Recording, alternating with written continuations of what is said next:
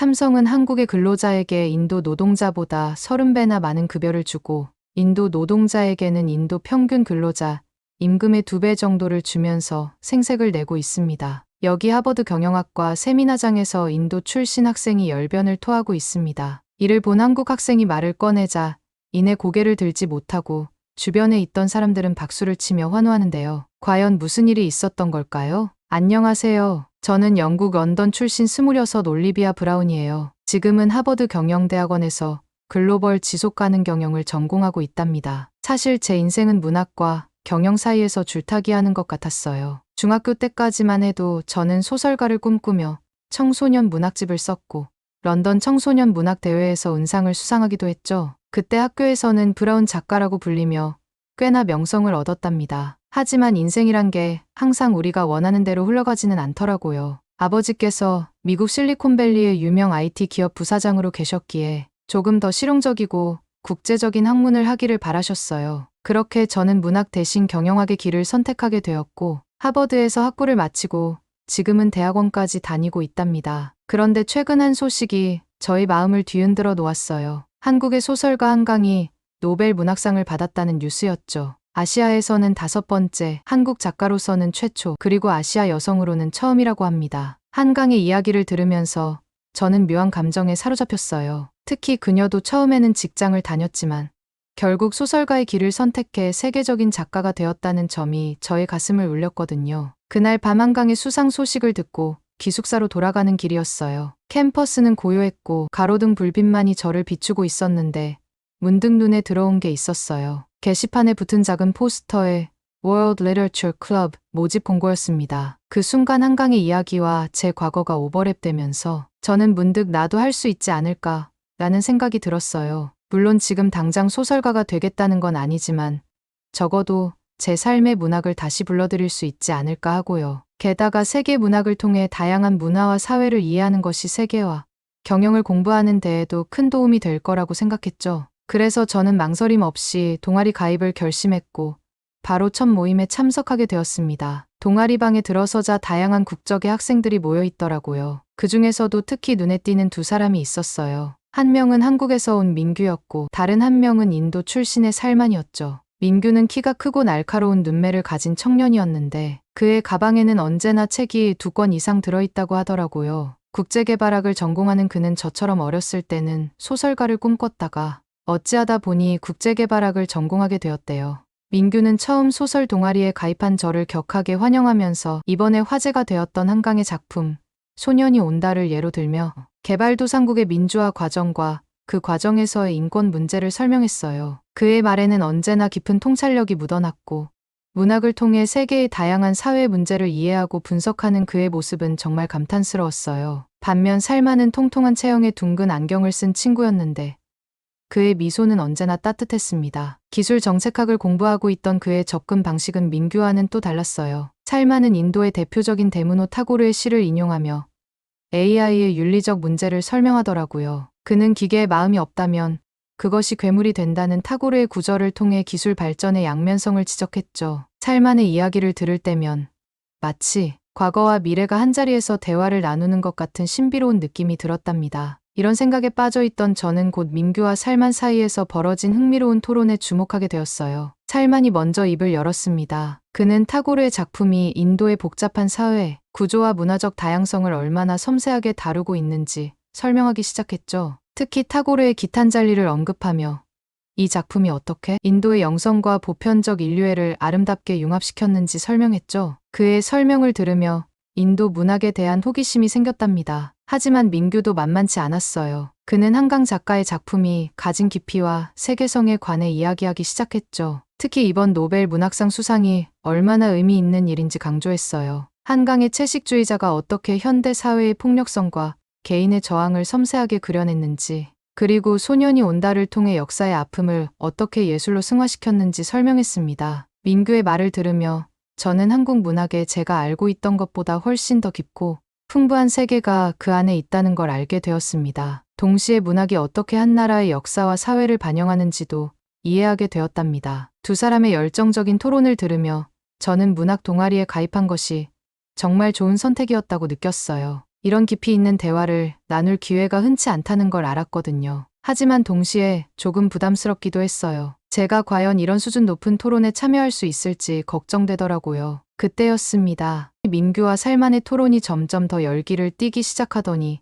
다른 방향으로 흘러가기 시작했어요. 살만이 갑자기 화제를 돌려 최근 인도에서 일어난 삼성전자 법인 파업에 대해 언급했거든요. 그는 세계적 기업들이 개발도상국의 노동자들을 어떻게 취급하고 대우하는지 날카로운 비판을 제기했어요. 타고르의 시를 인용하며 삼성의 이윤 추구가 어떻게 인간의 존엄성을 해칠 수 있는지 설명했죠. 이 말을 들은 민규가 즉각 반박했어요. 그는 삼성이 인도에서 얼마나 많은 일자리를 창출하고 지역 경제 발전에 기여하고 있는지 설명하기 시작했죠. 또한 삼성의 사회공헌 활동, 특히 교육과 의료 분야에서 지원을 언급하며 세계적 기업의 긍정적인 역할을 강조했어요. 저는 이 논쟁을 들으며 놀라움을 금치 못했습니다. 문학 동아리에서 이런 현실적이고 첨예한 주제로 토론이 벌어질 줄은 몰랐거든요. 동시에 이런 토론이 제 경영학 공부에도 큰 도움이 될 거라는 확신이 들었어요. 세계적 기업의 역할과 책임에 대해 다양한 시각에서 생각해 볼 수 있는 기회였으니까요. 그런데 문제는 둘 간의 논쟁이 사그라지지 않고 점점 더 치열해지는 것이었습니다. 살만은 삼성 같은 글로벌 다국적 기업들이 개발도상국의 취약한 노동법을 악용한다고 주장했고, 그 결과 인도 노동자들이 노동 착취와 억압을 당하고 있다고 말했습니다. 민규는 그런 기업들이 오히려 현지 법규를 준수하며 노동 환경 개선에 앞장서고 있다고 하면서 인도 경제 발전과 지역 경제의 뿌리 역할을 한다고 반박했죠. 두 사람의 목소리는 점점 더 커졌고 동아리방의 분위기는 긴장감으로 가득 찼어요. 저는 이 논쟁을 들으며 한편으로는 삼성 같은 기업이 일자리 창출과 경제 발전에 이바지하지만 다른 한편으로는 노동 착취의 위험도 있을 수 있다 생각이 들었습니다. 그러면서 이런 복잡한 현실을 어떻게 바라보아야 할지 고민하게 되었어요. 그때였습니다. 그러던 중 갑자기 동아리방의 불이 꺼졌어요. 정전이 된 거죠. 제가 순간 당황하여 멀뚱멀뚱하고 있으니 민규가 동아리 방이 지하에 있는데 또 1층 청소 아주머니가 청소하면서 우리 방 전기를 내린 것 같다고 말하더군요. 순간 모든 것이 조용해졌어요. 어둠 속에서 우리는 잠시 말을 잃었죠. 그때 누군가가 웃음을 터뜨렸고 곧 모두가 함께 웃기 시작했어요. 긴장감이 순식간에 사라지는 순간이었죠. 불이 다시 들어왔을 때 우리는 모두 조금 전과는 다른 표정을 하고 있었습니다. 민규와 살만도 서로를 바라보며 어색하게 웃고 있었죠. 동아리 회장이 나서서 오늘의 토론은 여기까지 하자고 제안했고 그렇게 저희 첫 번째 동아리 모임이 끝나게 되었습니다. 기숙사로 돌아가는 길, 토론의 열기로 머릿속이 가득했어요. 그러다 문득 룸메이트 아디티가 떠올랐죠. 저랑 같이 사는 아디티는 인도 출신으로 IT를 전공하는 똑똑한 친구랍니다. 처음엔 문화 차이 때문에 어색했지만 종종 밤늦게까지 이야기를 나누고 한국 드라마를 보며 함께 눈물 흘리면서 정말 가까워졌습니다. 그날도 기숙사에 돌아가 아디티에게 소설 동아리 가입 이야기를 들려주고 한국 드라마를 함께 볼 생각에 발걸음이 빨라졌답니다. 그런데 기숙사에 와보니 제 생각과는 전혀 다른 일이 펼쳐졌습니다. 방에 들어서자 아디티가 침대에 축 처져서 누워있더라고요. 무언가 고민이 있는 건지 컨디션이 안 좋아 보였죠. 제가 무슨 일이냐고 물었더니 그녀는 별일 없고 그저 몸살기가 있는 것 같다고 하더군요. 저는 따뜻한 차와 약을 줘야겠다고 생각하고 물을 끓이러 전기포트를 꺼냈어요. 그러면서 오늘 있었던 일을 간단하게만 이야기하고 아디티가 잘 쉴 수 있도록 배려하려 했습니다. 그런데 제 이야기에서 살만의 이야기가 나오자 아디티가 흥미롭게 듣더라고요. 제가 살만의 비판적인 시각과 민규의 옹호적인 입장을 설명하며 삼성의 역할이 양면적일 수 있다고 말했을 때였어요. 아디티가 갑자기 몸을 일으키더니 말하는 거예요. 살만이라는 친구는 인도 사람이라 내가 좋게 보려고 했는데 내 생각과 전혀 달라. 말도 안 되는 이야기야. 저는 눈이 휘둥그레졌죠. 컨디션이 안 좋아 누워있던 친구가 이렇게 반응할 정도라니 무슨 일인가 싶었거든요. 그러자 아디티가 제게 놀라운 이야기를 들려주었어요. 알고 보니 아디티는 삼성전자가 2010년부터 인도 챈나이에 설립한 IT 센터의 수혜자였던 거예요. 삼성이 챈나이 지역 공립학교 2곳에 프린터와 PC, 인터넷을 갖춘 IT 센터를 설립하고 임직원들의 자발적인 모금으로 성금까지 지원했다고 해요. 지금은 5개의 공립학교로 확대되었대요. 아디티는 그곳에서 삼성의 지원으로 한국의 선진 기술과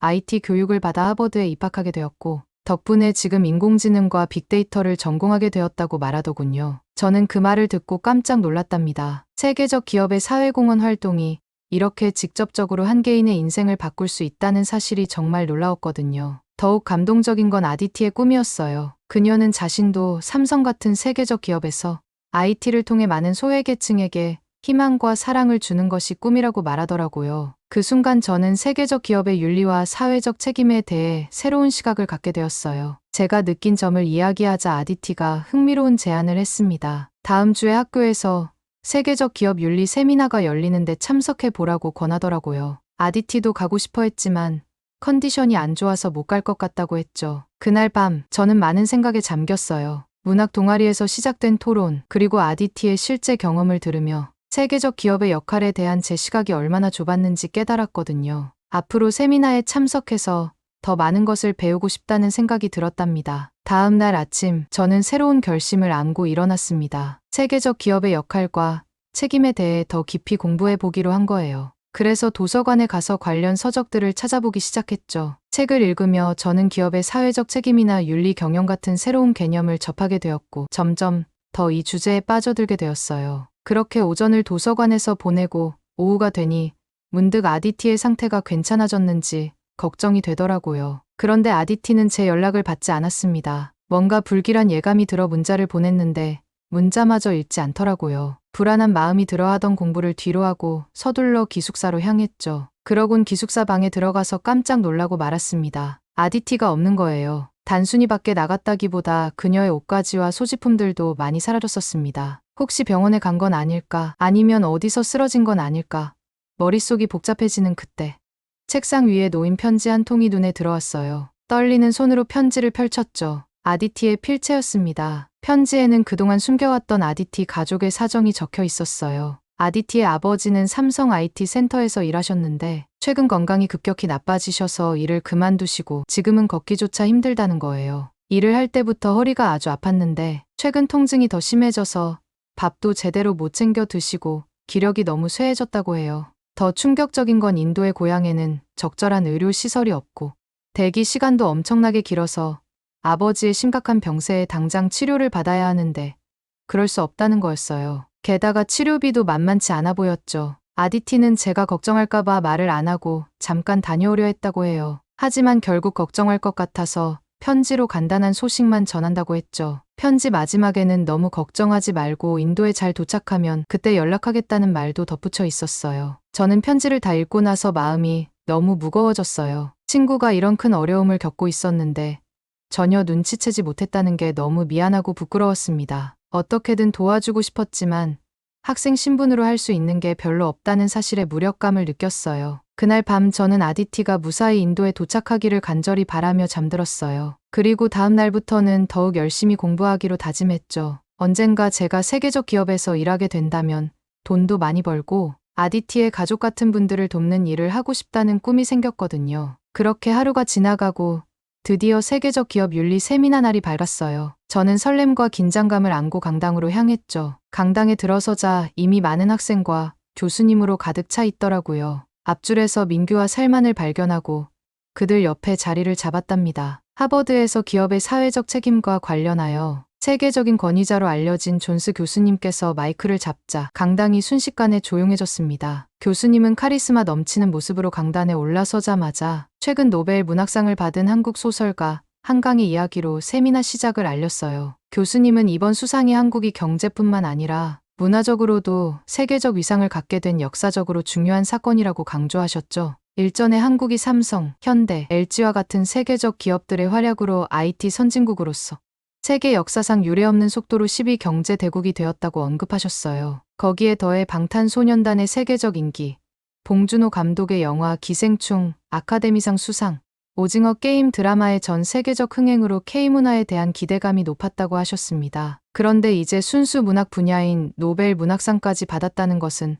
한국이 진정한 경제 강국을 넘어 문화강국으로 자리매김했다는 증거라고 말씀하셨어요. 이 말씀을 들으며 저는 가슴이 뭉클해졌습니다. 문득 아디티가 생각났죠. 그녀도 이 세미나에 참석하고 싶어 했는데 같이 왔으면 얼마나 좋았을까 하는 아쉬움이 들었어요. 동시에 그녀의 아버지 건강이 걱정되기도 했답니다. 그렇게 세미나 시작 후 존스 교수님께서 토론의 방향을 삼성전자로 돌리셨어요. 그분의 목소리에 힘이 실렸죠. 교수님은 삼성의 연간 매출이 무려 230조 원에 달한다는 사실을 언급하시면서 이는 많은 국가의 GDP를 뛰어넘는 규모라고 설명하셨어요. 저는 그 엄청난 숫자에 입이 떡 벌어지더라고요. 그때 민규가 손을 들어 발언 기회를 얻었습니다. 그의 눈빛에서 자신감이 느껴졌죠. 민규는 삼성이 세계 1위가 될 수 있었던 이유를 설명하기 시작했어요. 지속적인 기술 혁신과 품질 향상뿐만 아니라 세계 시장에서 현지화 전략을 통해 각 나라의 문화와 니즈를 충족시키는 사회적 책임을 다했다고 강조했어요.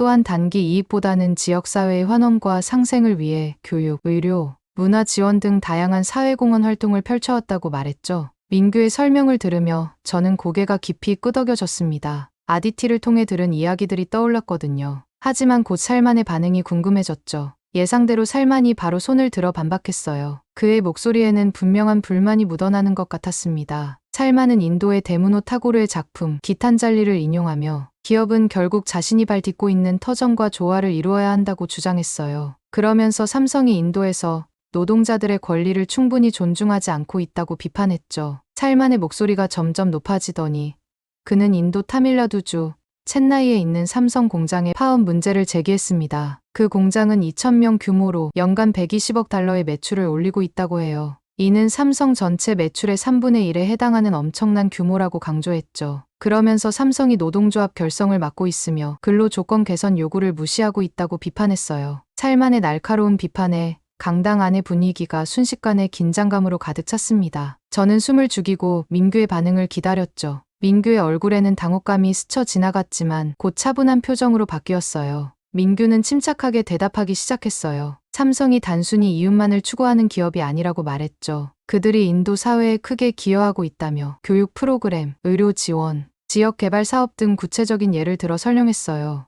민규의 말이 끝나자마자 살만이 손을 번쩍 들었어요. 그의 얼굴은 붉게 달아올라 있었고 목소리에는 분노가 가득하더라고요. 살만은 구체적인 혜택이 뭐냐고 말해보라고 소리쳤습니다. 삼성은 한국의 근로자는 인도 노동자보다 30배나 많은 급여를 받고 있으면서 인도 노동자에게는 인도 평균 근로자 임금의 2배 정도를 주면서 생색을 내고 있다고 말했습니다. 또한 삼성인도 노동복지조합의 인정을 요구하며 말을 시작했어요. 그는 노동자들의 기본적인 권리가 무시되고 있다고 주장했죠. 아무리 큰 기업이라도 노동자의 권리를 무시해서는 안 됩니다. 삼성은 노조 결성을 맡고 있어요. 이것이 과연 사회적 책임을 다하는 기업의 모습일까요?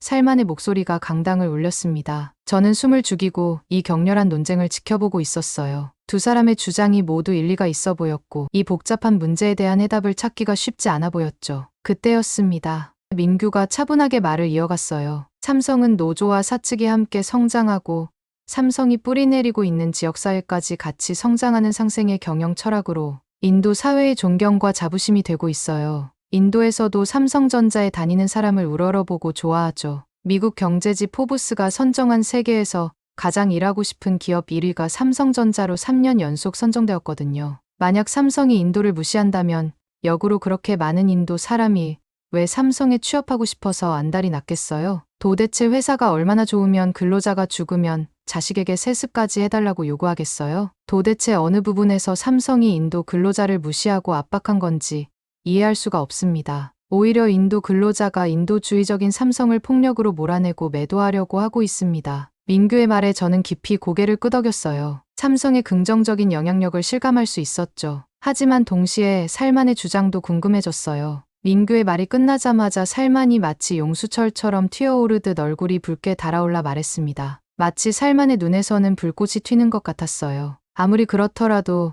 모든 기업은 노조와 사측이 함께 기업을 만들어가는 거야. 삼성전자든 구글이든 노조를 인정해주고 단결권, 단체 교섭권, 단체 행동권을 비롯한 노동 3권을 보장해야 해. 인도 파업에 참여하는 노동자들이 결성한 노조인 삼성인도 노동복지조합을 인정해야 해. 노조가 있어야만 경영진과 임금 협상 및 근로 시간 조절 협상 등에 임할 수 있어. 노조 자체를 부정하는 것은 삼성이 인권을 무시하는 처사라고 봐야 해.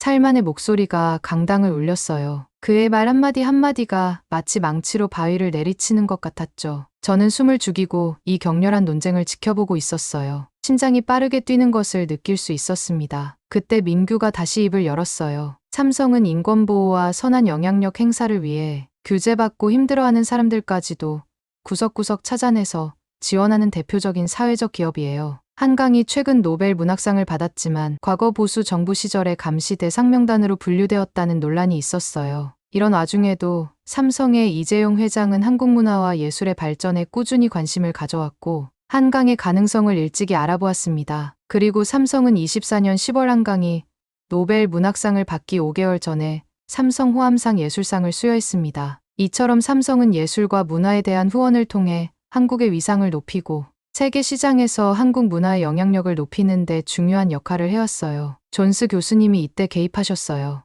양측 모두 좋은 지적을 해주셨습니다. 세계적 기업의 역할은 단순히 흑백으로 나눌 수 없는 복잡한 문제입니다. 찰만이 다시 반박했어요. 그깟 한 명 후원한 걸로 뭐 그리 생색을 내는 건지 모르겠네요. 타고르의 기탄잘리에서 볼 수 있듯이 모든 인간의 존엄성과 자유는 존중받아야 합니다. 타고르는 자유 없는 삶은 새장 속의 새와 같다라고 했어요. 삼성이 노동조합 결성을 막는 것은 노동자들의 자유를 제한하는 것과 다름없습니다. 타고르가 말한 모든 인간은 평등하다라는 이상에 비추어 볼 때 삼성의 행동은 노동자들의 기본적 권리를 무시하는 것이에요. 만약 삼성이 정말 사회적 기업이라면 노동조합을 인정해야 하지 않을까요? 살만의 말에 강당 안의 분위기가 다시 긴장감으로 가득 찼어요. 저는 민규의 반응이 궁금해 그를 바라봤죠. 민규는 잠시 생각에 잠기더니 조용히 말을 이어갔습니다. 그의 목소리에는 진심이 묻어났죠. 특히 삼성은 인도인이 가장 자랑스러워하는 데무노 타고르의 이름을 딴 타고르 문학상을 제정해서 2009년부터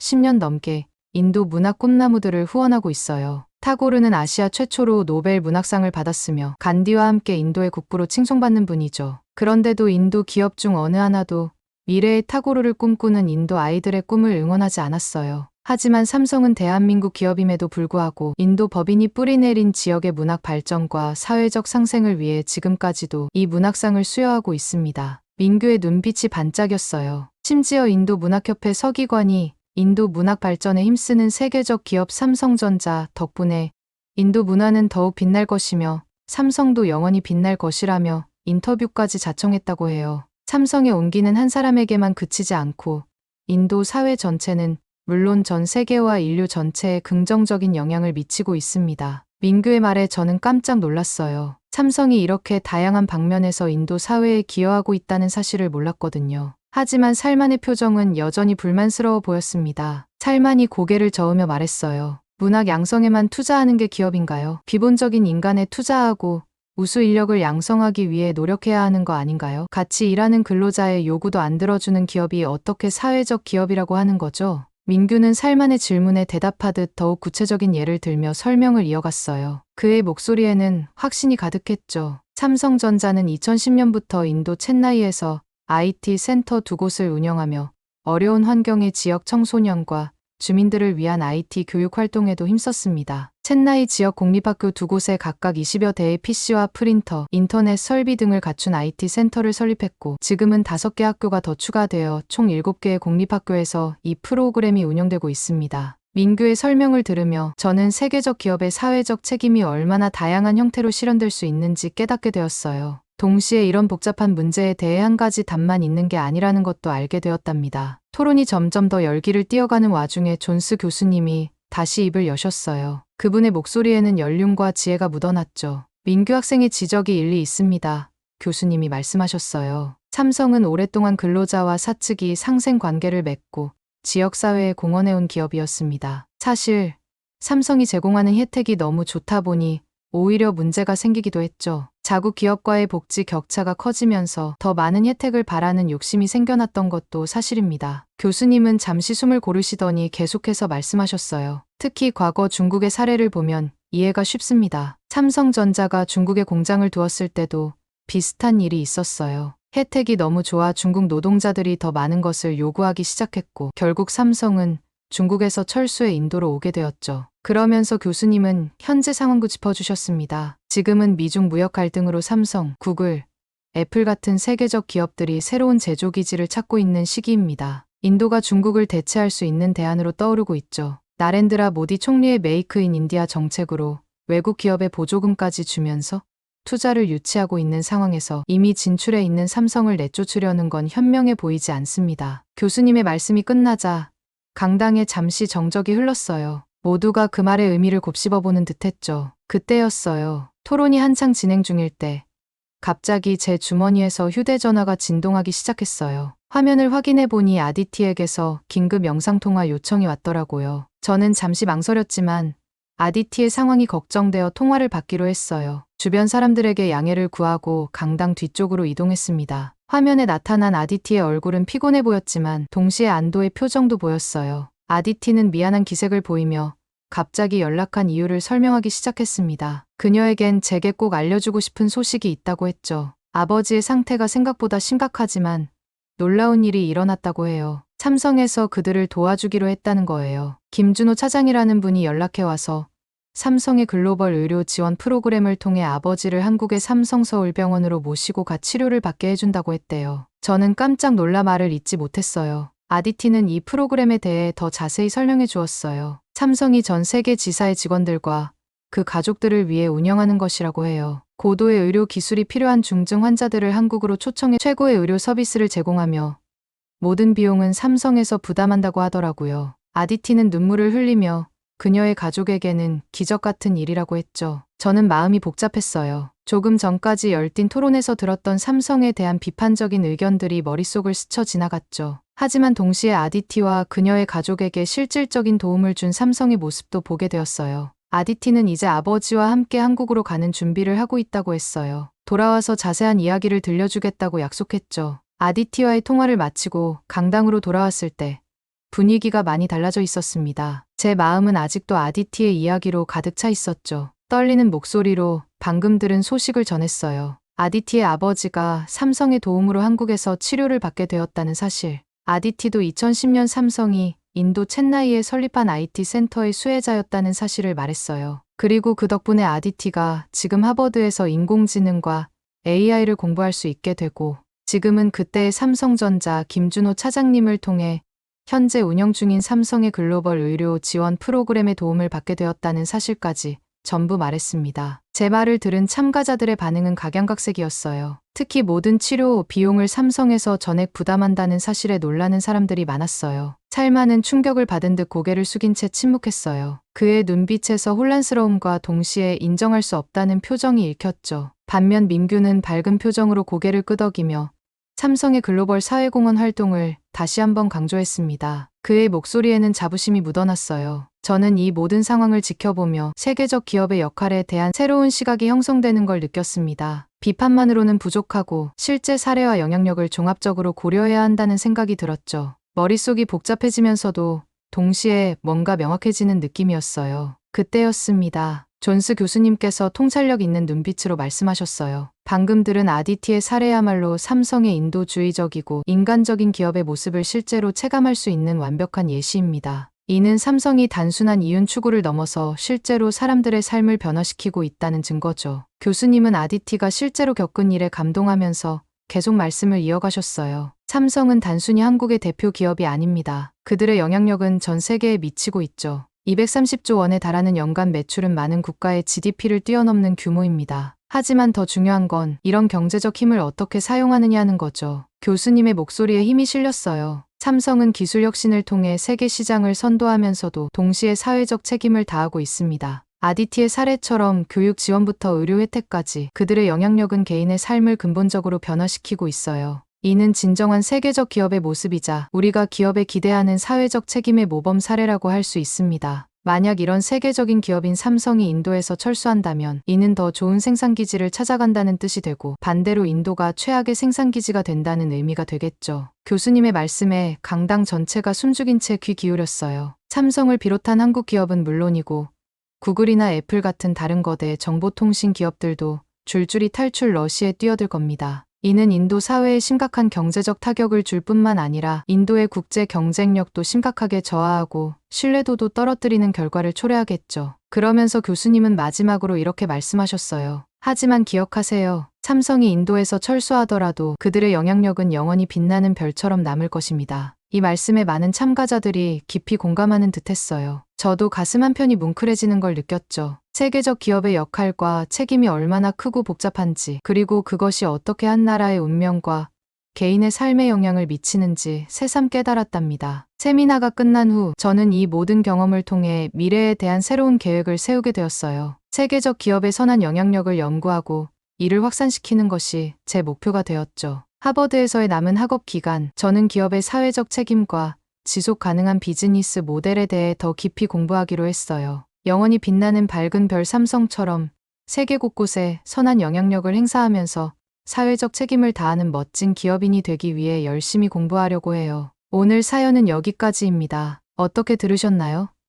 삼성의 이름이 밝게 빛나는 이유가 명확하게 드러나네요. 인도에서 철수하더라도 그 밝은 빛이 전 세계에 널리 퍼지길 바랍니다. 오늘 사연이 재미있으셨다면 구독 버튼 한 번만 꼭 눌러주세요. 댓글도 자유롭게 달아주시고요. 저는 더 좋은 사연으로 찾아뵐게요. 감동도서관이었습니다. 감사합니다. 삼성은 전 세계 어느 국가도 하지 못한 일을 이번 파리올림픽에서 해냈어. 미국과 일본도 하지 못한 일을 유일하게 삼성만 완벽하게 해냈어. 삼성은 우리가 생각하는 수준을 뛰어넘는 초일류 기업이야. 프랑스의 한 대학교에서 경영학 전공 교수가 학생들에게 열변을 토하고 있는데요. 과연 삼성이 무슨 일을 해냈길래 이런 열변을 토하는 걸까요? 안녕하세요. 저는 프랑스 오를레앙 대학교에서 학생들에게 경영학을 가르치고 있는 주디스 리보라고 합니다. 이번 파리올림픽은 프랑스 사람들이 특히 더 기대를 많이 한 올림픽입니다. 1924년 파리에서 올림픽을 개최한 이후로 딱 100년 뒤에 열리는 올림픽이거든요.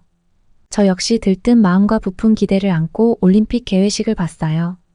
문화적으로 세계적으로 뛰어난 명품 도시 파리를 100년 만에 전 세계에 다시 알릴 수 있는 기회라고 생각하면서 말이죠.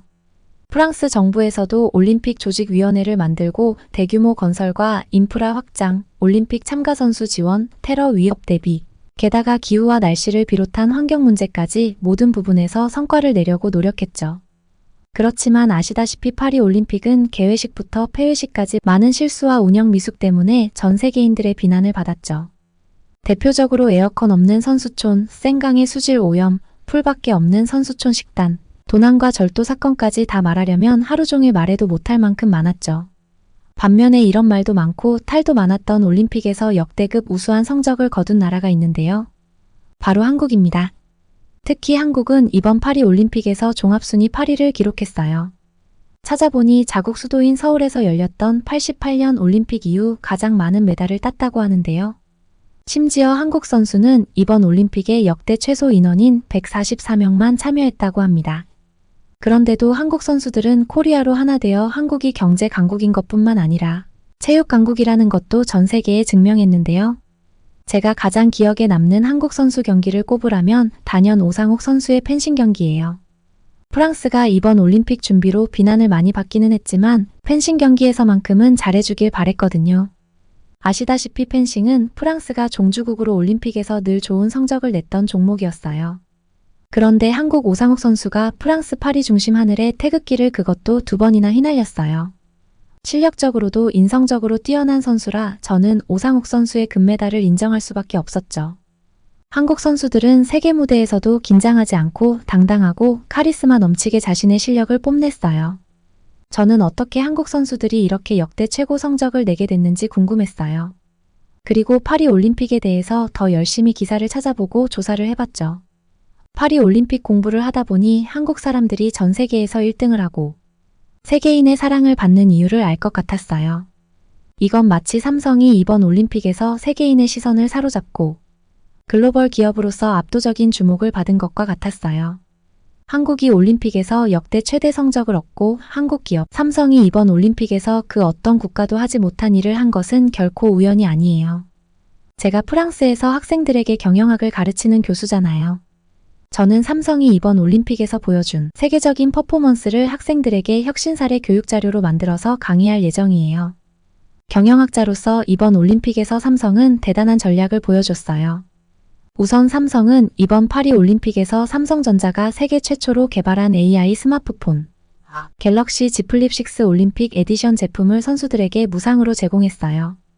삼성 갤럭시 폰을 사용해 본 선수들 반응도 폭발적으로 뜨거웠죠. 올림픽에 출전하는 선수들은 자신들 SNS에 언박싱 인증 영상을 연이어 올리면서 감탄했어요. 특히 호주 테니스 국가대표로 출전한 다리아 사빌은 틱톡 계정에 너무 아름다워 입이 쩍 벌어진다라고 썼죠. 해당 영상은 지금까지 250만의 뷰를 기록하며 퍼지고 있어요. 실제 선수들이 지급받은 갤럭시 Z 플립 6는 독특한 디자인과 올림픽 에디션으로 성능뿐만 아니라 디자인도 정말 예쁘다고 해요. 출시 가격이 170만 원이지만 일부 중고 사이트에는 300만 원이 넘는 돈으로 거래되기도 할 정도래요. 그도 그럴 것이 이번 갤럭시 Z 플립 6는 선수들의 금메달을 기원하며 금색으로 제작한 올림픽 한정 에디션이거든요. 제품 뒷면에도 올림픽과 삼성 로고를 새겨서 선수들의 영광의 순간에 삼성이 늘 함께하는 느낌을 넣었어요. 이런 스페셜한 선물을 받은 외국 선수들은 특별한 대우를 받은 것 같아 좋다. 삼성은 세계 최고, 입이 다물어지지 않는 감동이 밀려온다라면서 연일 찬사를 내뱉었어요. 이런 전략은 전 세계 어떤 나라도 성공하지 못한 브랜딩 전략이에요. 다른 어떤 나라의 기업은 이런 수준의 감성적 연결을 만들어내지 못했죠. 예를 들어 일본의 소니는 이번 올림픽에서 그저 일반적인 광고를 하는데 그쳤어요. 프랑스 현지의 문화적 특성을 충분히 반영하여 전략을 세워야 하는데도 말이죠. 프랑스 소비자들은 자신들의 문화와 라이프 스타일에 맞는 맞춤형 광고를 선호하는 경향이 훨씬 강해요. 프랑스는 자신들이 원하는 사회적 이슈가 반영되는 걸 좋아해요. 실제로 이번 파리올림픽에서 프랑스는 지속 가능성이나 환경보호 등의 주제를 중요하게 생각했잖아요. 그런데 일본의 소니는 일반적인 제품 기능과 브랜드 이미지만 강조하는 전략을 취했어요. 일본이라는 나라 자체가 융통성이 없고 자신들이 늘 추구하는 것만 옳다고 생각하는 측면이 있어서 이런 일이 벌어진 것 같아요. 미국의 애플도 마찬가지예요. 소니가 제품 기능만 강조했다면 애플은 글로벌 이미지만 강조했어요. 애플은 종종 글로벌 캠페인을 통해 일관된 브랜드 이미지를 유지하려고 해요. 이번 파리 올림픽에서도 이와 유사한 전략을 사용했어요. 그렇지만 프랑스의 독특한 문화적 감성을 충분히 반영하지 못했습니다. 애플이 글로벌한 브랜드인 사실과 프랑스 소비자들이 중시하는 특정 기능이나 요구사항과 연결점이 전혀 없었기 때문이죠. 그러니까 애플은 프랑스 소비자의 요구사항은 무시하고 글로벌 광고로 혁신성과 디자인만 강조했어요. 프랑스 소비자들이 관심을 가졌던 로컬 서비스나 혜택은 전혀 언급하지 않았습니다. 심지어 글로벌 전략을 하면서 프랑스 현지 반응도 신속하게 이해하지 못했죠. 현지 피드백을 광고에 녹여서 적절히 반영하려는 시도를 하지 않고 일관되게 글로벌 기업 이미지만 밀어붙였죠. 그 결과 소니와 애플 모두 프랑스 현지 소비자의 공감을 얻는데 모두 실패하고 말았습니다. 일본의 소니와 미국의 애플의 전략은 사람들 머릿속에 전혀 기억되는 게 없었어요. 그런데 삼성만은 달랐어요. 이번 파리 올림픽에서는 올림픽 사상 최초로 시상식 후에 메달리스트들이 휴대폰을 들고 셀프로 기념 촬영을 할 수 있게 되었는데요. 원래 올림픽에는 개인 소지품 반입이 절대 금지되었어요. 만약 사진을 찍고 싶으면 국제올림픽위원회에서 인정한 공식 미디어만 메달리스트가 시상대에 있는 사진을 찍을 수 있었죠. 그런데 이번 2024 파리 올림픽에서는 시상식이 끝나면 자원봉사자가 선수들에게 삼성전자 갤럭시 스마트폰을 전달해줘요. 선수들은 시상대 위에서 기쁨과 영광의 순간을 삼성 휴대폰에 남기죠. 세상에나 올림픽이라는 국제무대에서 딱 한 번밖에 없는 순간을 삼성 휴대폰과 함께하다니. 제가 올림픽에서 메달을 땄다 하더라도 삼성을 평생 기억할 수밖에 없을 거예요. 인생에 한 번밖에 없는 시상대에서 삼성 휴대폰과 평생의 추억을 간직하는 거잖아요. 아마 전 세계 시청자들은 영광의 순간을 삼성전자 휴대폰과 함께 기억하게 되겠죠. 이런 삼성의 전략은 다른 어떤 나라의 사례에서도 찾을 수 없는 경영학적으로도 대단히 혁신적인 사례예요. 저는 이번 올림픽에서 보여준 삼성의 전략을 몰입형 브랜드 융합 전략이라고 부르고 싶어요. 너무 어려운 말인가요? 맞아요. 그만큼 삼성이 이번 올림픽에서 보여준 혁신 전략은 경영학 수업에서 자주 언급이 될 거예요. 이 말은 기존의 경험 마케팅에서 한 단계 더 발전한 개념이에요. 또 경영학에서 쓰는 경험 마케팅이라는 어려운 말이 나온 것 같나요? 경험 마케팅은 전혀 어려운 말이 아니에요. 경험 마케팅은 쉽게 말해 시상식에서 삼성폰으로 셀카를 찍는 거예요. 일생에 단 한 번뿐인 영광의 순간을 삼성 제품과 함께 하잖아요. 이런 소중한 경험을 제품과 함께 경험하는 게 경험 마케팅이에요. 그런데 삼성의 전략은 경험 마케팅을 뛰어넘는 몰입형 브랜드 융합 전략이에요. 선수들이 단순히 삼성 제품을 경험한 것을 뛰어넘거든요. 단순히 메달을 딴 순간을 경험하는 차원이 아니에요. 삼성이라는 브랜드를 가장 중요한 순간에 부각하는 거죠. 심지어 이런 셀카를 찍는 모습이 전 세계에 실시간으로 생중계되잖아요. 이건 메달을 딴 선수들을 넘어서 전 세계 사람들을 삼성이라는 브랜드와 연결시키는 거죠. 그뿐만 아니에요. 시상식에는 또 하나의 거대한 연결이 더 있어요. 바로 태극기입니다. 시상식에서 셀카를 찍는 것은 삼성이 압도적인 글로벌 1등 기업이라는 이미지를 전 세계에 알립니다. 여기에 더해 한국이라는 나라가 세계적인 선진 강국이라는 이미지를 알리죠. 전 세계 시청자들에게 말이에요. 정리하면 한국, 삼성 1등 최고의 순간, 이 네 가지를 모두 융합하여 사람들 머릿속에 각인시키는 거죠. 심지어 이 순간을 모든 사람들이 집중해서 시청하고 있죠. 그래서 제가 삼성의 이런 전략을 몰입형 브랜드 융합 전략이라고 부른 거예요. 전 세계 어느 나라에서도 하지 않은 독보적인 브랜딩 전략이거든요. 전 기업의 이런 독창적이고 뛰어난 경영 전략을 보면 경영학자로서 너무 흥분해서 연구를 하고 싶어져요. 그래서 삼성의 이 전략이 어떻게 성공할 수 있었는지 찾아보았어요. 그랬더니 정말 충격적인 사실을 알게 되었어요. 이 모든 전략은 삼성이 1988년부터 30년간 공들여온 전략이었던 거예요. 정말 삼성이라는 기업이 글로벌 세계 1위인 이유를 알 것 같아서 소름이 돋았어요. 앞부분에서 언급했듯이 원래 올림픽 시상식의 개인 물품은 절대 반입 금지였습니다. 그렇지만 삼성은 뛰어난 기술력과 제품으로 IOC 위원들의 협력을 이끌어 이번 올림픽부터 세계 최초로 셀카가 가능하게 되었죠. 삼성전자는 1988년 서울올림픽 후원사로 처음 올림픽 무대에 발을 들여놓았어요. 그 이후 1997년에는 국제올림픽위원회와 글로벌 후원사 계약을 체결하고 지금까지 올림픽 후원을 계속하고 있어요. 고동진 삼성전자 IM 부문장도 인류의 혁신을 이끌어온 무선 및 컴퓨팅 분야, 제품 기술과 미래를 열어갈 4차 산업기술을 통해 올림픽 정신을 확산하고 전 세계인들의 축제에 기여하겠다라고 밝혔어요. 게다가 삼성전자 이재용 회장 역시 아버지와 할아버지 때부터 이어져 온 올림픽 후원을 계속하겠다는 의지를 보였어요. 삼성이 한국 대표 기업으로서 사명감을 가지는 발언이라고 생각해요. 이런 삼성의 노력으로 2022년 베이징 올림픽과 이번 파리 올림픽에 이어 앞으로 개최될 2026년 동계 올림픽, 2028년 LA 올림픽까지 무선 컴퓨팅 분야 공식 후원자로 참가하게 되었어요. 이번 올림픽을 계기로 삼성은 30년간 글로벌 올림픽 파트너사로 이름을 올리게 된 거죠. 정말 무서울 만큼 1등만 하는 기업이라고 생각해요. 제가 무섭다고 말하는 이유는 이뿐만이 아니에요. 삼성은 소니와 애플이 하지 못했던 글로컬라이제이션 전략도 유일하게 성공했어요. 자꾸 경영학 용어가 툭툭 튀어나오니 이해가 쉽지 않죠? 이 말은 사실 정말 쉬운 말이에요. 글로벌과 로컬을 합친 말이죠. 세계적으로 통일된 브랜드를 유지하면서 그 지역 특성을 고려하는 전략이에요. 이전에 말씀드렸듯이 소니와 애플은 모두 프랑스 현지인의 마음을 사로잡지 못했잖아요. 소니는 제품 기능만 강조했고 애플은 디자인만 강조했다고요. 그럼 삼성은 어떻게 해서 프랑스 현지의 마음을 사로잡았냐고요? 각 나라 선수에 맞게 특별한 에디션 폰을 제공했거든요. 각 나라 선수들에게 그 나라 국기 색상을 반영한 특별 에디션 폰이에요. 한국 사람이면 태극기, 미국 사람이면 성조기가 그려진 폰을 지급한 거예요. 심지어 이렇게 하면서도 전체적인 폰의 디자인과 기능은 그대로 유지했죠. 정말 미친 기업이에요. 그냥 들으면 그렇구나 할 수 있는데 삼성처럼 이렇게 디자인과 기능을 유지하면서 로컬 특성에 맞게 적용하는 것은 말처럼 쉬운 게 아니에요. 일례로 어설프게 이런 전략을 따라한 중국의 화웨이가 대표적이에요.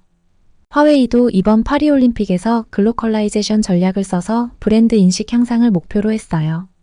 그렇지만 1차적으로 화웨이는 기술적으로도 삼성에 한참 뒤떨어졌죠. 유럽연합과 프랑스 정부가 중국 기술 회사들의 안보 문제를 끊임없이 제기했거든요. 이는 5G 네트워크 구축과 관련된 화웨이의 사업에도 직접적인 영향을 끼쳤고, 이로 인해 화웨이는 파리 올림픽과 관련된 통신 인프라 계약에서 배제되거나 제약을 받았어요. 이뿐만 아니라 화웨이는 현지 파트너와 협력에도 어려움이 많았어요. 현지 시정의 규제와 요구를 제대로 이해하지 못하니 당연히 현지 문화를 반영할 수가 없었습니다. 화웨이가 현지 파트너 없이 독자적으로 프로젝트를 추진하려고 했으나 그것마저 실패하게 되었어요. 현지인과 충분한 커뮤니케이션이 없으니 기술 솔루션도 없고 프랑스 시장의 특정 요구와 일치하는 서비스도 제공하지 못했어요. 결국 화웨이는 파리 올림픽 이후 반중 정서만 더 강하게 겪게 되는 최악의 상황을 맞이했죠. 이처럼 글로컬라이제이션 전략을 성공적으로 수행하려면 시장의 규제, 문화, 정치적 환경, 보안 등 모든 분야에서 깊이 있는 이해와 전략을 구사해야 합니다. 삼성과 같은 인류 기업만 유일하게 글로컬라이제이션에 성공했다는 것은 삼성이 단순한 기업이 아니라는 것을 뜻해요. 삼성은 글로벌 시장에서 새로운 기준을 제시하는 혁신적인 기업입니다. 이뿐만 아니에요. 삼성을 이끌고 있는 이재용 회장의 리더십도 언급하지 않을 수 없죠. 이번 파리 올림픽에서 이재용 회장의 글로벌 역량이 정말 빛을 발휘했어요. 제가 직접 목격한 일화와 최근 뉴스에서 접한 정보를 종합해보면 이재용 회장의 행보는 그야말로 글로벌 경영의 교과서라고 할 수 있습니다. 이재용 회장은 IOC 위원들과 자유롭게 대화를 나눌 수 있어요. 영어, 프랑스어 등을 유창하게 구사하고 소통하는 능력이 있어요. 토마스 바흐 IOC 위원장과 나눈 대화에서는 그의 비전도 잘 드러났죠. 올림픽은 단순한 스포츠 행사가 아닙니다.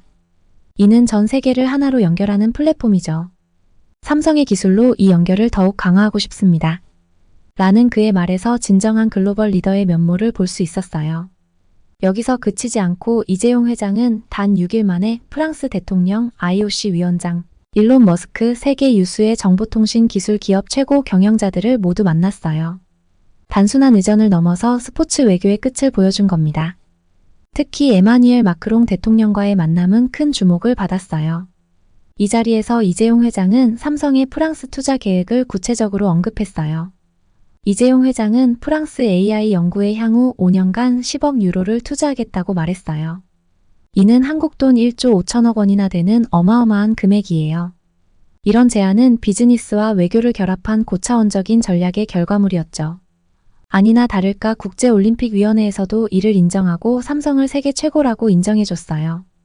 IOC는 분야별로 세계 최고 기업 딱 한 개만을 선정해서 올림픽 마케팅 독점권을 부여하는데요. 여기에 국내 기업 중에서 유일하게 삼성전자가 선정됐어요.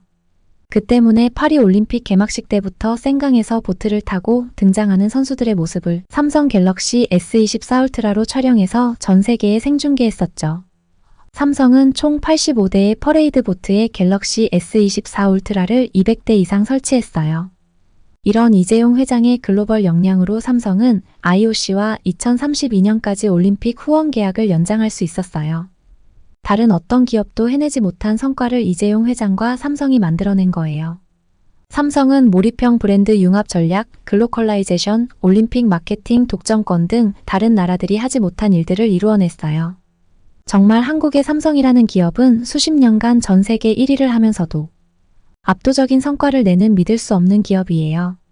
앞으로 제 수업에서 이 삼성 사례를 자주 언급할 것 같아요. 학생들에게 실제 비즈니스 세계에서 경영 이론이 어떻게 적용되는지, 그리고 어떻게 혁신을 이뤄낼 수 있는지 보여주는 완벽한 예시니까요. 삼성의 이런 전략을 보면서 저는 프랑스 기업들도 배울 점이 많다고 생각했어요. 글로벌 시장에서 성공하기 위해서는 이렇게 종합적이고 장기적인 전략이 필요하다는 걸 말이죠. 앞으로 제 연구 주제로 삼아볼까 생각 중이에요. 여러분은 어떻게 생각하세요? 저는 이런 글로벌 기업 삼성을 가진 대한민국이라는 나라가 부러워요. 저희 프랑스도 언젠가 세계 무대에서 이렇게 빛나는 기업을 만들 수 있을 거라 믿고 연구에 전념하려고 해요.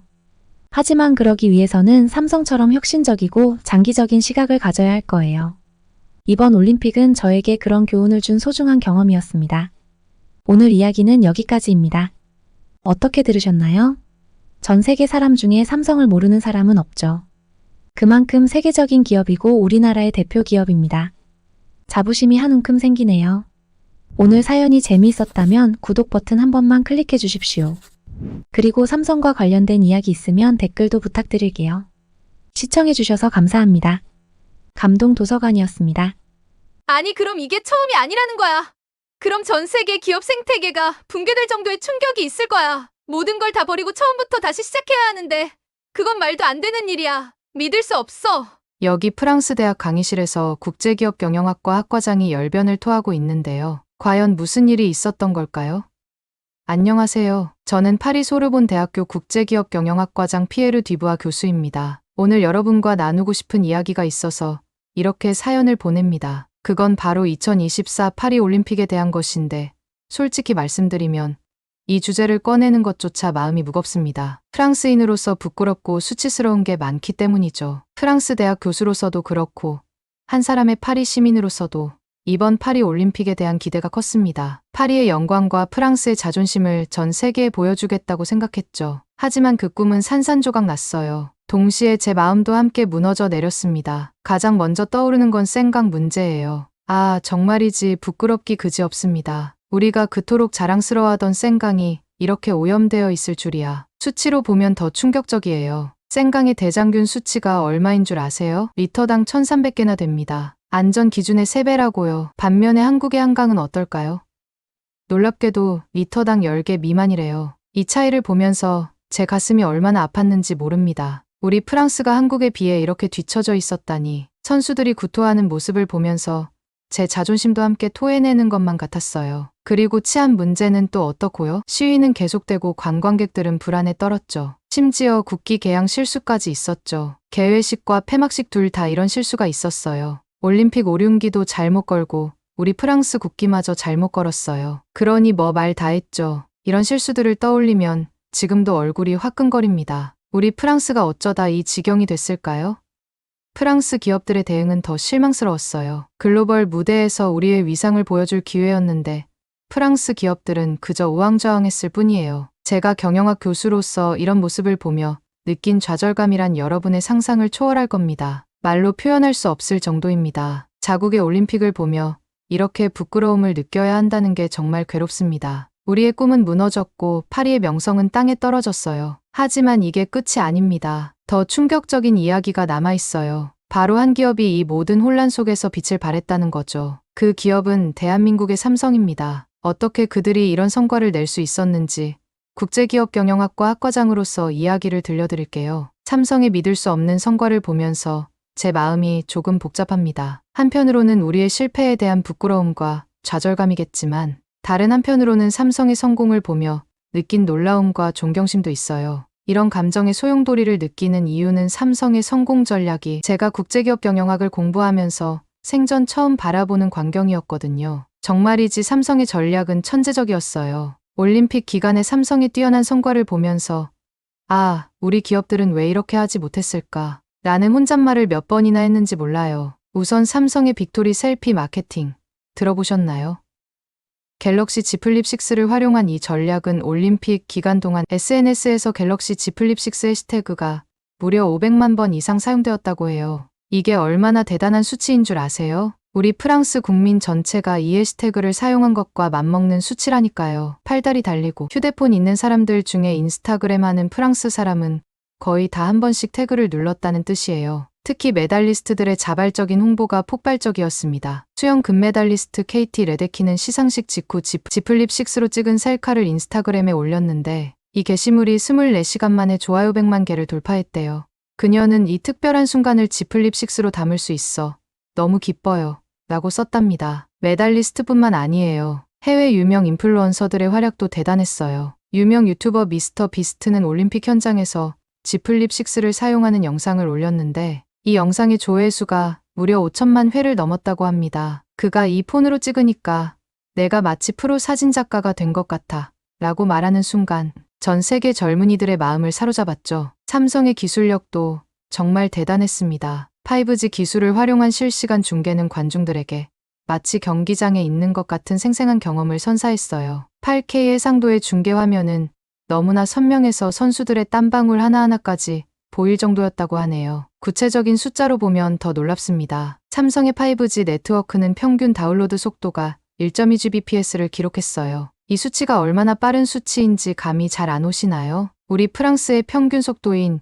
200mbps의 6배나 되는 수치입니다. 8K 중계는 총 1000시간 이상 진행되었고 이를 통해 전 세계 50개국 이상에서 실시간으로 고화질 경기를 즐겼다고 해요. 삼성은 이처럼 프랑스보다 6배 빠른 속도로 전 세계 사람들의 마음을 훔쳤어요. 다른 기업들은 이런 압도적인 기술력의 차이를 어떻게 극복할 수 있을까?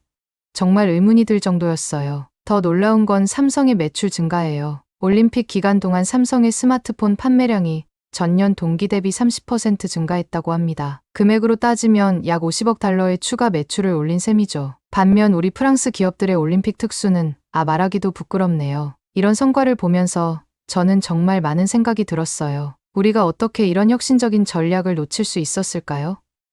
삼성은 단순히 제품을 팔지 않았어요. 그들은 꿈과 감동을 팔았습니다. 올림픽의 감동을 자신들의 브랜드와 완벽하게 연결시켰죠. 삼성은 올림픽을 단순한 스포츠 행사가 아닌 글로벌 마케팅의 장으로 활용했어요. 저는 왜 삼성만 이렇게 특출나게 올림픽에서 성과를 낸 걸까 고민하면서 여러 가지 논문과 자료를 찾아봤어요. 그랬더니 정말 깜짝 놀랄 만한 사실을 발견했습니다. 삼성이 이번 파리 올림픽에서 혁신적인 성과를 낸 것은 이번이 처음이 아니었어요. 2021년 도쿄 올림픽에서도 삼성의 역할은 가히 혁신 그 자체였어요. 2021년 도쿄 올림픽이 아니네요. 2020 도쿄 올림픽이네요. 코로나19 팬데믹 한가운데서 치러져서 21년에 개막한 거지. 실제 공식 명칭은 2020 도쿄 올림픽입니다. 맞아요. 저도 이렇게 헷갈릴 정도인데 실제 일본의 도쿄 올림픽은 어땠을까요? 처참하다는 표현이 맞을 정도로 사상 최악의 올림픽이었습니다. 일본은 어떻게든 올림픽을 개최하려고 무리하게 2020년 도쿄 올림픽을 추진했죠. 이때 일본의 실패를 보면서 프랑스는 왜 타산지석으로 삼지 못했는지 정말 안타까워요. 아무튼 도쿄 올림픽은 경제적으로 큰 실패였어요. 당초 예상 비용이 7.3억 달러였는데 최종적으로는 무려 150억 달러나 들었다고 합니다. 20배나 늘어난 거예요. 티켓 수입은 예상의 90% 이상이 날아가 버렸고 8억 달러의 손실이 발생했대요. 오죽하면 일본의 유명 교수인 와세다 대학의 구로카와 교수도 이를 인정할 정도였으니 얼마나 심각했는지 아시겠죠. 반면 삼성은 이 혼란 속에서도 빛을 발했습니다. 놀랍지 않나요? 실제로 도쿄 올림픽 기간 동안 삼성의 SNS 노출 횟수가 무려 5만 회를 넘었다고 해요. SNS 노출 5만 회가 어느 정도 대단한 건지 모르겠다고요. 일본의 대표 기업인 아사히 맥주가 고작 3만 회였답니다. 삼성이 일본의 자국 올림픽에서 일본 맥주 기업보다 노출이 2배 정도 많았던 거예요. 삼성이 일본 기업을 압도한 거죠. 이게 끝이 아니에요. 매출을 더 자세히 보면 결과는 더 놀랍습니다. 삼성은 올림픽 효과로 6.05억 달러의 매출 증대를 이뤘대요. 반면 아사히 맥주는 겨우 0.48억 달러였습니다. 삼성이 아사히 맥주보다 무려 12배 이상의 매출이 높았어요. 그것도 도쿄 올림픽 때 말이에요. 일본 기업의 본거지에서 이런 성과를 낸 삼성. 이게 말이 되는 겁니까 정말. 게다가 삼성은 기술력으로도 일본을 압도했어요. 도쿄 2020 올림픽 공식 앱을 삼성이 개발해서 500만 다운로드를 기록했거든요. 일본의 심장부에서 삼성이 만든 앱이 올림픽의 디지털 플랫폼 역할을 한 거예요. 5G 기술 시연, 8K 해상도 중계 지원 등으로 기술 혁신 기업 이미지도 강화했고요. 게다가 삼성은 17,000대의 갤럭시 S21 5G 올림픽 에디션을 선수들에게 무상으로 제공했어요. 이건 정말 대단한 전략이었습니다. 선수들이 직접 제품을 체험하고 그 경험을 SNS로 공유하니 전 세계로 입소문이 퍼진 거죠. 이번 파리 올림픽에서도 선수들에게 갤럭시 Z 플립 6를 무상으로 제공했는데 도쿄 올림픽에서도 마찬가지였던 거예요. 삼성의 대인배적인 면모는 삼성 제품 제공에만 국한되지 않았어요. 도쿄 올림픽 이후 일본 청소년 스포츠 발전을 위해 100만 달러 규모의 기금을 조성했대요. 패배한 나라의 청소년들을 위해 이런 행동을 하다니 정말 대단하지 않나요? 기술적 우월함과 대인배적인 인자함을 갖춘 기업이 한국의 삼성이라는 기업입니다. 여러분 이런 삼성의 성과를 보면 어떤 생각이 드시나요? 저는 솔직히 부러움과 동시에 약간의 두려움도 느껴집니다. 일본이라는 강대국의 올림픽에서 이렇게 압도적인 성과를 낸 기업이 이번에는 우리 프랑스의 올림픽에서 또 어떤 성과를 낼지 두려움을 가지고 지켜봤어요. 그런데 말이죠. 더 놀라운 건 삼성이 이 성공을 파리 올림픽에서 또 해냈다는 겁니다. 도쿄에서의 성공이 우연이 아니었다는 걸 증명한 거죠. 삼성은 도쿄와 파리 두 연속된 올림픽에서 현지 기업들을 압도했어요. 이건 단순한 성공이 아닙니다. 글로벌 시장에서의 압도적인 지배력을 보여준 거예요. 일본과 프랑스 두 선진국의 심장부에서 이런 성과를 낸다는 건 정말 대단하지 않나요? 내가 경영학을 전공하지 않았다면 삼성의 이런 놀라운 성과를 제대로 이해할 수 있었을까 생각이 들었어요. 더 놀라운 건 파리 올림픽에서 삼성의 승리가 끝이 아니라는 거예요. 대한민국이 이번 올림픽에서 승리했어요. 파리 올림픽에서 한국 선수단이 거둔 성과 들어보셨나요? 역대 최고 성적인 종합 8위를 달성했다고 해요. 메달 수로 보면 금메달 10개, 은메달 15개, 동메달 20개, 총 45개의 메달을 따냈답니다. 이게 얼마나 대단한 건지 아세요? 인구 5천만의 나라가 인구 3억의 미국, 14억의 중국과 어깨를 나란히 한 거예요. 그런데 말이죠. 더 놀라운 건 이 성과가 삼성과 완벽한 시너지를 이뤘다는 겁니다. 메달리스트들이 시상대에서 갤럭시 Z 플립 6로 셀카를 찍는 모습 보셨나요? 그 장면이 전 세계에 생중계됐대요. 순수한 기쁨의 순간과 첨단 기술의 만남은 정말 천재적인 마케팅이었습니다. 특히 한국 수영의 황선우 선수가 금메달을 목에 걸고 지플립 6로 찍은 셀카가 SNS에서 폭발적인 인기를 끌었다고 해요. 24시간 만에 좋아요 500만 개를 돌파했대요. 이게 바로 스포츠와 기술의 완벽한 조화 아닐까요? 여러분, 이건 정말 유례없는 일입니다. 도쿄에 이어 파리에서도 한 기업이 이렇게 압도적인 존재감을 보인 적이 있었나요? 전무후무한 일이에요. 삼성은 마치 올림픽의 또 다른 주인공 같았어요. 경영학자로서 이런 성공 사례를 목격하는 건 내 인생 최고의 순간일지도 모른다는 생각마저 들었어요. 삼성의 전략은 정말 완벽했습니다. 단순히 제품을 홍보하는 게 아니었어요. 그들은 감동을 팔았고 꿈을 팔았습니다. 선수들의 땀과 노력, 그리고 승리의 순간을 자신들의 브랜드와 연결시켰죠. 이건 마케팅을 넘어선 예술이에요. 그리고 이 모든 것이 한국이라는 나라의 이미지와 맞물려 돌아갔다는 게 정말 놀랍습니다. 스포츠 강국으로서의 면모, 기술 강국으로서의 이미지가 완벽하게 조화를 이뤘어요. 한국은 이번 올림픽을 통해 자국의 브랜드 가치를 어마어마하게 높였을 겁니다. 여러분, 이건 단순한 성공 사례가 아닙니다. 이건 새로운 시대의 서막이에요. 한 기업이 그리고 한 나라가 어떻게 세계를 압도할 수 있는지 보여준 역사적인 순간이었죠. 삼성과 한국은 이번 올림픽을 통해 21세기 글로벌 리더십이 무엇인지 전 세계에 보여줬습니다. 제가 경영학 교수로서 이런 사례를 학생들에게 가르칠 수 있다는 게 얼마나 영광인지 모르겠어요. 이건 교과서에 실릴 법한 성공 스토리입니다. 아니, 어쩌면 새로운 교과서를 써야 할지도 모르겠네요. 여러분, 우리는 지금 역사의 한 장면을 목격하고 있습니다. 한국과 삼성이 보여준 이 놀라운 성과는 앞으로 수십 년간 경영학의 주요 사례로 연구될 겁니다. 그들이 어떻게 이런 성공을 이뤄냈는지, 우리는 무엇을 배워야 하는지 함께 고민해봐야 할 때예요. 실제 저는 삼성을 더 깊이 있게 연구해서 논문을 쓰고 수업 교재로 사용하기 위해 공부를 했어요. 삼성이 어떻게 세계를 제패했는지 그 과정을 자세히 들여다보니 제 심장이 빠르게 뛰는 것 같아요. 먼저 스마트폰 시장에서의 삼성의 혁신 정말 대단하지 않나요? 갤럭시 Z 폴드와 Z 플립 시리즈로 폴더블 스마트폰 시장을 선도하고 있어요. 2023년 기준으로 전 세계 폴더블 스마트폰 시장의 80%를 차지했다고 하네요. 이건 그야말로 압도적인 점유율이에요. 폴더블 스마트폰을 보며 왜 프랑스 기업은 이런 혁신을 생각해내지 못했을까? 쓴웃음이 났어요. 그리고 가전제품 시장에서의 성과는 더욱 놀랍습니다. 삼성전자가 세계 시장 점유율 28.8%로 1위를 차지했대요. 그런데 말이죠. 여기서 끝이 아니에요. LG전자도 16.6%로 2위를 차지했습니다. 한국 기업 두 곳이 세계 가전시장의 절반 가까이를 장악한 거예요. 이런 일이 가능하다고 생각하셨나요? 전 세계에서 한국만이 유일하게 해낸 일이에요. 수치로 증명되는 삼성의 놀라운 성과는 브랜드 가치 상승으로 이어졌어요. 올림픽을 통한 삼성의 브랜드 가치 상승도 정말 대단했습니다. 인터브랜드 조사에 따르면 삼성의 브랜드 가치가 2021년 대비 17% 상승해 약 900억 달러에 이르렀다고 해요. 이건 올림픽 마케팅의 효과가 크게 작용한 결과라고 봐요. 브랜드 가치 900억 달러는 우리 프랑스 모든 기업을 합쳐도 될까 말까 한 수치입니다. 여러분, 이건 단순한 기업의 성공 사례가 아닙니다. 한 국가의 산업 정책, 교육 시스템, 기업 문화가 만들어낸 결과물이에요. 한국이라는 나라가 어떻게 이런 글로벌 기업들을 만들어낼 수 있었는지 우리는 진지하게 연구해봐야 합니다. 제가 경영학 교수로서 이런 사례를 분석하고 가르칠 수 있다는 게 정말 영광이에요. 하지만 동시에 큰 책임감도 느낍니다. 우리는 이제 새로운 시대의 경영 패러다임을 배우고 가르쳐야 해요. 우리는 지금 역사의 한 장면을 목격하고 있습니다. 프랑스와 일본 두 선진국의 올림픽이 실패로 끝난 반면 한국은 놀라운 성공을 거두었어요. 이건 단순한 우연이 아닙니다. 새로운 세계 질서의 시작이에요. 어떻게 이런 일이 가능했을까? 우리가 그동안 보지 못한 것은 무엇이었을까? 저는 삼성의 뛰어난 혁신 성과와 이번 올림픽을 다시 한번 더 생각해 보았어요. 기억하시나요? 생강의 수질 문제, 끊이지 않는 시위, 그리고 우리 프랑스 기업들의 무능한 대응.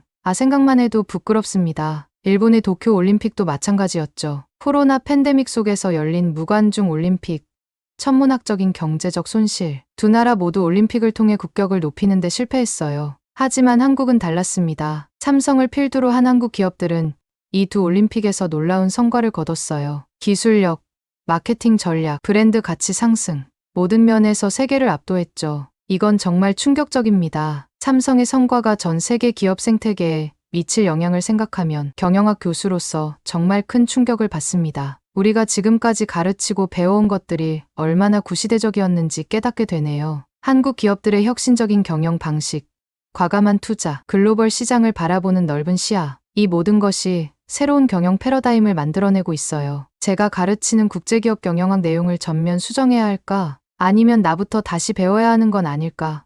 생각이 들어요. 여러분, 우리는 이제 선택의 기로에 서 있습니다. 삼성이 선도하는 기업 생태계에서 변화에 적응하고 새로운 시대를 받아들일 것인가 아니면 뒤처질 것인가? 저는 단호히 말씀드립니다. 우리 프랑스는 이제 한국 기업들에게 배워야 합니다. 그들의 성공 비결을 연구하고 우리의 상황에 맞게 적용해야 해요. 놀랍게도 우리 학생들 사이에서는 이미 삼성 열풍이 불고 있습니다. 한국의 기업 문화를 배우고 싶어 하고 K-팝과 한국 드라마를 통해 한국어를 공부하는 학생들이 늘고 있어요. 이건 정말 놀라운 변화입니다. 삼성과 한국의 성공은 우리에게 많은 것을 시사합니다. 그들은 불가능을 가능으로 만들었어요. 작은 나라에서 시작해 세계를 제패했죠. 우리는 이제 새로운 시대, 한국의 시대를 마주하고 있습니다. 삼성을 비롯한 한국 기업들은 단순한 기업이 아닙니다. 그들은 새로운 세계 질서를 만들어가는 선구자들이에요. 우리가 그들에게서 배울 점이 정말 많습니다. 한국과 삼성이 이뤄낸 성과를 보면서 저는 인간의 잠재력에 대해 다시 한번 생각하게 됩니다. 그들은 우리에게 꿈꾸는 것의 중요성,